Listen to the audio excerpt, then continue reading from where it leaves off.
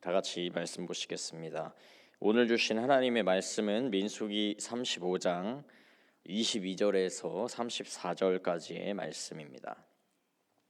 민수기 35장 22절에서 34절까지의 말씀을 한 목소리로 합독하시겠습니다. 악의가 없이 우연히 사람을 밀치거나 기회를 엿봄이 없이 무엇을 던지거나 보지 못하고 사람을 죽일 만한 돌을 던져서 죽였을 때에 이는 악의도 없고 해하려 한 것도 아닌즉 회중이 친자와 피를 보복하는 자 간에 이 규례대로 판결하여 피를 보복하는 자의 손에서 살인한 자를 건져내어 그가 피하였던 도피성으로 돌려보낼 것이요 그는 거룩한 기름 부음을 받은 대제사장이 죽기까지 거기 거주할 것이니라. 그러나 살인자가 어느 때든지 그 피하였던 도피성 지경 밖에 나가면 피를 보복하는 자가 도피성 지경 밖에서 그 살인자를 만나 죽일지라도 피 흘릴 죄가 없나니 이는 살인자가 대제사장이 죽기까지 그 도피성에 머물러야 할 것임이니라. 대제사장이 죽은 후에는 그 살인자가 자기 소유의 땅으로 돌아갈 수 있느니라. 이는 너희의 대대로 거주하는 곳에서 판결하는 규례라. 사람을 죽인 모든 자 곧 살인한 자는 증인들의 말을 따라 죽일 것이나 한 증인의 증거만 따라서 죽이지 말 것이요 고의로 살인죄를 범한 살인자는 생명의 속전을 받지 말고 반드시 죽일 것이며 또 도피성에 피한 자는 대제사장이 죽기 전에는 속전을 받고 그의 땅으로 돌아가 거주하게 하지 말 것이니라. 너희는 너희가 거주하는 땅을 더럽히지 말라. 피는 땅을 더럽히나니 피 흘림을 받은 땅은 그 피를 흘리게 한 자의 피가 아니면 속함을 받을 수 없느니라. 너희는 너희가 거주하는 땅 곧 내가 거주하는 땅을 더럽히지 말라. 나 여호와는 이스라엘 자손 중에 있음이니라. 아멘. 어제의 본문에 이어서 오늘 도피성에 관련한 말씀으로 은혜를 나누기를 원합니다. 하나님께서는 가나안 땅에 들어갈 이스라엘 백성들에게 요단 동편에 3개 또 서편에 3개 총 6개의 도피성을 만들라고 말씀하셨습니다. 이것은 살인자를 위한 하나님의 은혜와 또 자비의 도피처였는데요. 사람이 살다 보면 의도하지 않게 부지 중에 사람을 죽이는 일이 발생하는데 그러한 종류의 살인자들을 보호하기 위해 세우신 법이었습니다. 현대에는 과실치사죄라는 명목으로 과실로 살인한 사람의 형량을 법으로 정해두었는데요. 2년 이하의 금고 또는 700만 원 이하의 벌금으로 그 형량이 정해져 있습니다. 하지만 당시에는 사람의 생명을 앗아간 죄에 대해서는 눈에는 눈, 이에는 이에 1:1 대응의 보복으로서 갚는 것이 일반적인 일이었습니다. 그래서 아무리 실수로 살인한 사람이라 하더라도 그의 목숨으로 그 대가를 치를 수밖에 없는 거친 시대였던 것인데요. 이 같은 사회적 통념 속에서 하나님께서는 악의 없이 우연히 사람을 죽인 사람에 대해서 은혜의 길을 베풀어 주셨던 것이었습니다. 실수로 사람을 죽인 그가 이스라엘 전역에 있는 도피성으로 피한다면 이스라엘 공동체 전체가 24절에 회중의 주어가 되어 있는데요. 회중으로 표현된 모두가 하나님의 명령을 따라서 그 사람을 보호해 주었던 것이었습니다. 여기서 알 수 있는 것은 하나님께서는 죄를 보시는 시각이 우리 사람과는 다르시다는 점입니다. 사람은 눈에 보이고 겉으로 드러나는 현상과 결과만을 가지고 죄를 판단합니다. 그래서 누군가에 의해 사람이 죽었을 때 그 죽음의 대가를 치르기 위해 죽음의 책임자를 찾아 죄를 따져 묻고 생명을 대가로 요구하는 것입니다. 하지만 하나님께서는 사람과 다르셔서 눈에 보이지 않는 것, 이 겉으로 드러나지 않는 마음의 중심을 보시는 하나님이십니다. 이러한 하나님의 속성을 잘 알 수 있는 것이 마태복음 5장의 예수님의 말씀인데요. 마태복음 5장 27절에서 28절의 말씀입니다. 또 가늠하지 말라 하였다는 것을 너희가 들었으나 나는 너희에게 이르노니 음욕을 품고 여자를 보는 자마다 마음에 이미 가늠하였느니라.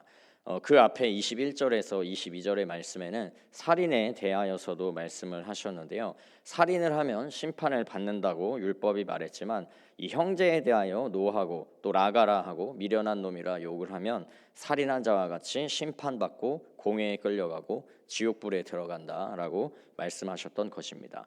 그렇게 사람의 마음 중심에 있는 악한 마음과 의도가 이미 범죄한 것이라는 하나님의 기준을 말씀해 주셨던 것인데요. 그렇기 때문에 그 마음 중심에 악의가 없이 부지 중에 우연히 사람을 실수로 죽인 것은 하나님이 보시기에 살인에 해당하지 않았던 것입니다. 하나님은 그런 경우에 사람들을 도우시고 보호해 주시는 은혜로운 길을 마련해 주신 것이었습니다. 현대와는 다르게 체계적인 사법 체계가 없었던 당시의 시대적 배경을 생각해 보았을 때 하나님이 주신 이러한 명령은 대단히 진보적인 것이고 억울한 생명을 지키고 보호하는 은혜의 법이었던 것입니다. 그만큼 우리 하나님께서는 은혜로우시고 그 생각을 측량할 수 없이 깊고 넓은 분이심을 알 수 있습니다. 이런 억울한 일이 없도록 세심하게 배려하시고 또 실제적인 방법으로 살 길, 이 도움의 손길을 내미시는 하나님께서 우리의 삶 속에서도 여전히 이와 같은 모습으로 우리의 삶에 함께 하신다는 것을 믿으시기를 소망합니다. 우리 삶에 일어나는 억울하고 답답한 일들 속에서 아무도 도와주지 않는 것 같은 이 두려움이 엄습하고 가장 외로울 그때에 하나님이 우리의 억울함을 이미 다 알고 계십니다. 하나님이 답답한 우리의 상황 속에서 피할 길을 만들어 주십니다. 잘 될 거야라는 막연하고 공허한 말뿐만이 아니라 도피성 제도를 주시고 시행하심과 같이 우리의 삶에 가장 필요하고 실제적인 도움의 손길들을 행하시는 하나님이십니다. 이 하나님을 신뢰하시며 날마다 그 놀라운 은혜와 돕는 손길을 경험하시는 여러분 모두가 되시기를 축복합니다. 다음으로 한 가지 더 살펴보기 원하는 것은 이 도피성에 피한 자가 대제사장이 죽을 때까지 도피성에 머물러야만 하는 그 부분을 보기 원하는데요. 이 본문 말씀에서 도피성에 피한 자가 그 당시에 대제사장이 죽기 전에 도피성을 나오게 되면 피를 보복하는 자에게 죽어도 문제가 되지 않는다고 말씀하고 있습니다. 약이 없이 우연히 살인을 범한 사람을 살인자로 여기시지 않으시는 하나님께서 왜 이런 일을 허락하실까 궁금증이 드는 대목인데요. 하나님이 실수로 죽인 자를 살인자로 여기시지는 않으시지만 그의 실수로 죽게 된 생명에 대한 책임과 대가는 또 치르게 하시는 공의의 하나님이심을 알 수가 있습니다. 그의 실수로 소중한 생명과 목숨이 사라졌기 때문에 실수로 살인한 그는 도피성에 머무는 일종의 감금 생활을 했던 것인데요. 그가 실수로 죽인 생명에 대한 대가를 그의 자유를 제한함을 통하여서 치렀던 것입니다. 그러나 그가 평생토록 또 영원토록 도피성에 감금되어 있었던 것은 아니었는데요. 그가 피할 당시에 대제사장이 죽으면 그는 자신의 고향으로 돌아갈 수 있게 되었습니다. 이 부분에 대해서는 몇 가지 해석이 있는데요. 먼저는 대제사장이 새롭게 바뀌면서 사면을 받았다라는 해석입니다. 마치 우리나라에도 대통령이 새롭게 바뀌게 되면 대통령이 가진 사면권을 가지고 많은 죄인들을 특별 사면해 주는 것과 같이 도피성에 머물던 살인자가 그 죄를 사면받는다는 해석입니다. 그리고 또 다른 해석은 대제사장의 죽음을 통해 도피성에 머물던 자가 그 죽어야 했던 생명이 대신 속량되었다는 해석인데요. 무엇이 정답이라 말할 수는 없지만 하나님 앞에서 백성들을 대표해 대속의 제사를 드리던 대제사장이 그의 죽음으로 도피성 살인자의 생명을 대속해 주었다는 것이 좀 더 의미가 있어 보입니다. 이 같은 대제사장의 죽음의 모습 속에서 우리의 죄, 이 모든 사람의 모든 죄를 대신 속하여 주신 예수 그리스도의 모습이 겹쳐 보이기도 하는데요. 우리는 분명 하나님 앞에 죽음으로 갚아야 할 씻을 수 없는 죄를 범한 죄인들이었습니다. 그러나 하나님께서 죄인들을 불쌍히 여기시고 은혜의 길을 열어주셨던 것입니다. 우리의 영원한 대제사장 되시는 예수 그리스도께서 친히 어린 양이 되셔서 십자가에 달려 죽으심으로 영원한 대속의 제사, 단 한 번의 그 속죄의 제사를 우리 통해 우리 대신 그 귀한 생명을 지불하셨던 것입니다.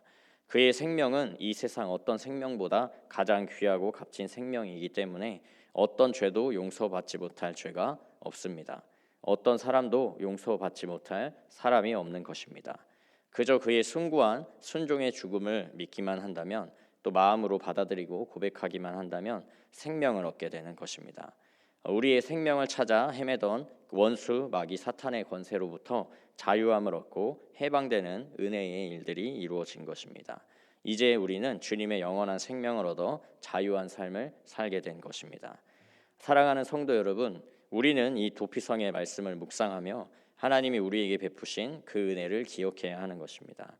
우리를 위해 독생자를 주신 그 하나님의 은혜, 고통과 수치와 생명도 아끼지 않으시고 우리를 대신해 죽으신 예수 그리스도를 날마다 기억하시며 그 은혜에 합당한 삶, 새 생명을 얻은 자의 삶을 살아가야 합니다. 더 이상 아무런 두려움 없이 죄와 수치와 이 부끄러움 없이 당당하고 떳떳한 모습으로 주님 주신 오늘 하루의 삶을 주님과 동행하시며 새 생명 가득한 명랑한 모습으로 살아가시는 여러분 모두가 되시기를 주님의 이름으로 축복합니다. 아멘. 함께 기도하겠습니다. 아버지 하나님, 아버지의 세심한 눈길과 무엇이든 다 듣고 계시는 그 귀로 우리의 삶을 돌보시고 은혜 베풀어 주시니 감사드립니다. 당시 이스라엘 백성들에게 도피성의 은혜를 허락해 주신 같이 우리 삶에도 주님의 사려 깊은 놀라운 은혜가 안배되어 있음을 믿고 확신하오니 주님의 은혜로 말미암아 오늘 하루를 감당하며 삶의 문제와 어려움을 넉넉히 이겨내는 인생들 되도록 인도하여 주옵소서. 그렇게 주님 믿고 의지함으로 말미암아 더욱 주님을 닮아가며 주님 뜻을 이루어가는 주님의 자녀 되기를 소망합니다. 믿음의 믿음을 더하여 주시고 어떠한 상황과 환경 속에서도 먼저 주님을 기억하며 주님의 은혜가 우리의 삶을 둘러싸며 보호하심을 깨닫도록 역사하여 주옵소서. 오늘의 모든 시간 속에서도 오직 주님의 영광 나타내며 주님만을 기쁘시게 하는 인생 되기를 간절히 바라며 모든 기도 살아계신 예수 그리스도의 이름으로 기도합니다. 아멘.